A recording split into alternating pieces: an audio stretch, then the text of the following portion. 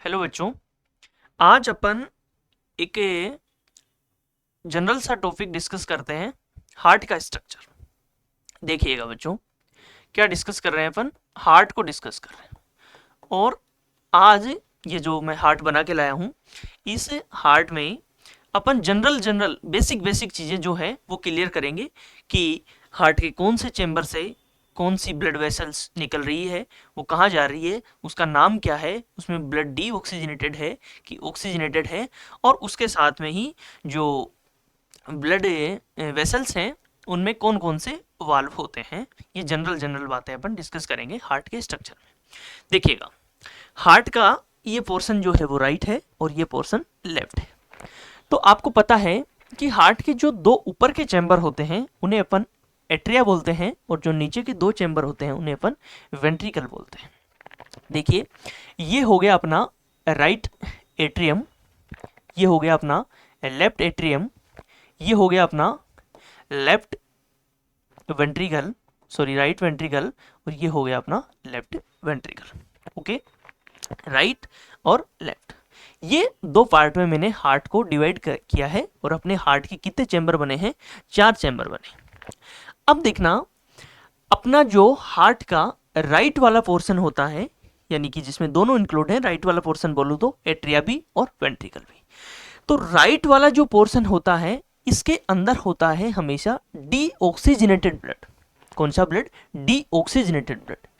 बच्चों, deoxygenated blood कहाँ से आता है? तो डीऑक्सीजनेटेड ब्लड तो अपने ऑर्गन से आएगा, अपनी बॉडी से आएगा, जहां पे कंटिन्यूसली मेटाबॉलिज्म के थ्रू ऑक्सीजन यूटिलाइज हो रही है और कार्बन डाइऑक्साइड प्रोड्यूस हो रही है। ऑक्सीजन ब्लड से ली जा रही है कंटिन्यूसली और CO2 ब्लड को दी जा रही है। ओके, तो ऑर्गन से आएगा डीऑक्सीजनेटेड ब्लड, और कहाँ डाला जाएगा? राइट पोर्शन में डाला जाएगा, जो राइट चैम्बर है उसमें डाला जाएगा। अब राइट में भी कहाँ डाला जाएगा उसको समझते हैं। देखना, मैं नीचे समझने के हिसाब से, जो हार्ट है अपना, ब्लड जो है वो पंप कहाँ करता है? ऑर्गन्स को सप्लाई देता है, तो यहाँ ऑर्गन बना लिया। ओके, अब देखिएगा, ऑर्गन के पास ऑक्सीजनेटेड ब्लड आता है, अभी समझा अपन ने, ऑक्सीजन यूटिलाइज होगी, डीऑक्सीजनेटेड हो जाएगा ब्लड और हार्ट में चला जाएगा। देखना, जो लेफ्ट पोर्शन है उसमें भी लेफ्ट वेंट्रिकल, यहां से एक ब्लड वेसल अराइज होती है लेफ्ट वेंट्रिकल से, और इसका नाम होता है बच्चों एरोटा, जो अपनी बॉडी की लार्जेस्ट आर्टरी है। Aorta, A for aorta, A for artery, कहां से अराइज हो रही है? लेफ्ट वेंट्रिकल से।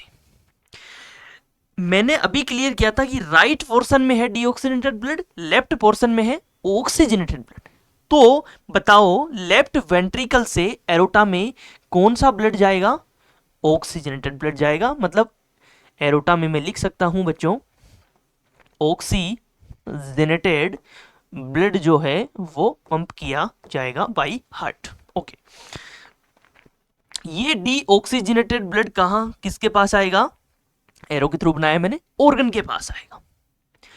ऑर्गन इस ब्लड में जो ऑक्सीजन है, जो डिजोल्व ऑक्सीजन है, उसको यूटिलाइज करेगा अपने मेटाबॉलिज्म में, और जो CO2 यहां प्रोड्यूस हो रही है उसको ब्लड में डाला जाएगा, और यहां से जो ब्लड है जो इंप्योर हो गया है, जिसमें CO2 डाल दी गई है, वो ब्लड कहां जाएगा? वापस हार्ट में जाएगा। लेकिन अब की बार हार्ट के किस पोर्शन में जाएगा? राइट वाले पोर्शन में जाएगा। तो यहां से सीधी जो ब्लड वेसल जाती है, जिसको अपन वेन का नाम देते हैं, ये सीधी गई किस पोर्शन में? राइट एट्रिया में। ओके, ऑर्गन से डीऑक्सीजनेटेड ब्लड को कौन लेके गई? ये ब्लड वेसल लेके गई, जिसको अपन ने वेन बोला। अब देखिए, वेन में भी दो कॉन्सेप्ट होते हैं। अपनी बॉडी के जो नीचे वाले पार्ट्स हैं, जहां ऑर्गन है हार्ट से नीचे वाले, वहां से जो ब्लड वेसल कलेक्ट करती है डीऑक्सीजनेटेड ब्लड को, इसका नाम होता है इंफीरियर और वेना केवा। अभी मैंने क्या बताया था थोड़ी देर पहले? Aorta, A for aorta, A for artery, V for vena cava, V for vein, मतलब ये जो ब्लड वेसल है वो क्या है, वेन है।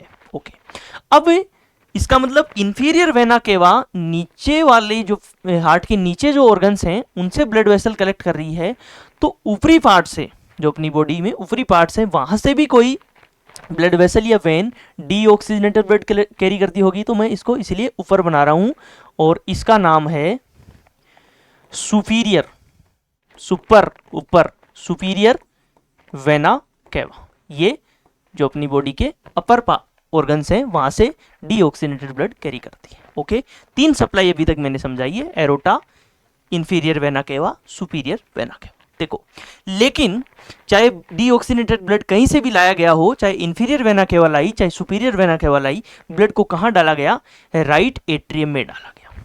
ओके, अब देखना बच्चों, राइट एट्रियम से ब्लड कहां आ गया, लेफ्ट, वो सॉरी राइट वेंट्रिकल में आ गया। अब ये जो राइट वेंट्रिकल है, यहां से एक आर्टरी अराइज हो रही है और जो ब्लड को कहां लेके जाएगी, ऊपर मैं लंग्स बना रहा हूं, लंग्स में लेके जाएगी। यहां से एक आर्टरी अराइज हो रही है और वो ब्लड को कहां लेके जा रही है, लंग्स में। क्यों लेके जा रही है आप समझ गए होंगे, क्योंकि राइट पोर्शन में जो है डीऑक्सीजनेटेड ब्लड है, अब इसको वापस से ऑक्सीजनेटेड करवाना है थ्रू लंग्स, वापस से प्योर करवाना है और वापस हार्ट में पंप करना है, ताकि हार्ट वापस से ऑर्गन्स को ऑक्सीजनेटेड ब्लड या ऑक्सीजन की सप्लाई दे पाए। ओके, इसका नाम जो है बच्चों वो है पल्मोनरी आर्टरी, शॉर्ट में लिख रहा हूं मैं इसको पीए, पल्मोनरी आर्टरी, क्योंकि ये सप्लाई कहां दे रही है, पल्मो वर्ड किसके लिए यूज करते हैं अपने, लंग्स के लिए, पल्मोनरी आर्टरी। कौन सा ब्लड जाएगा, डीऑक्सीजनेटेड। तो ये अब तो आप पोर्शन वाइज ही समझ रहे हैं कि राइट पोर्शन से जो भी जा रही है सप्लाई या फिर यहाँ पे आ रही है, उसमें ब्लड कैसा होगा, डीऑक्सीजनेटेड। अब देखिए, लंग्स ने इस ब्लड में ऑक्सीजन डिजोल्व करी और लंग्स से वापस सप्लाई आई, ये सप्लाई आ रही और कहां खुली आके, लेफ्ट एट्रियम में खुली, लेफ्ट एट्रियम में खुली। लेफ्ट पोर्शन में कैसा ब्लड होता है, ऑक्सीजनेटेड, और वो कहां से आ रहा है, देखो लंग्स से आ रहा है। अब इसका नाम है पल्मोनरी वेन। देखो, पल्मोनरी वेन कहां से आ रही है, लंग्स से, इसलिए वर्ड क्या हो, पल्मो, पल्मोनरी वेन। कैसा ब्लड आ रहा है, क्योंकि लंग्स से प्योर होके आ रहा है, तो इसमें कैसा ब्लड है, ऑक्सीजनेटेड ब्लड है। ओके, ये नंबर में 4 होती हैं, इसलिए मैं इसको ऐसे 4 दिखा रहा हूं, 2 पेयर होती हैं। ओके, ये पल्मोनरी वेन का कॉन्सेप्ट हो गया अपना। अब देखिए, जैसे राइट एट्रियम से ब्लड राइट वेंट्रिकल में आया था, ऐसे ही अब ये ऑक्सीजनेटेड होके आ गया, तो लेफ्ट एट्रिया से ब्लड कहां आएगा, लेफ्ट वेंट्रिकल में आएगा।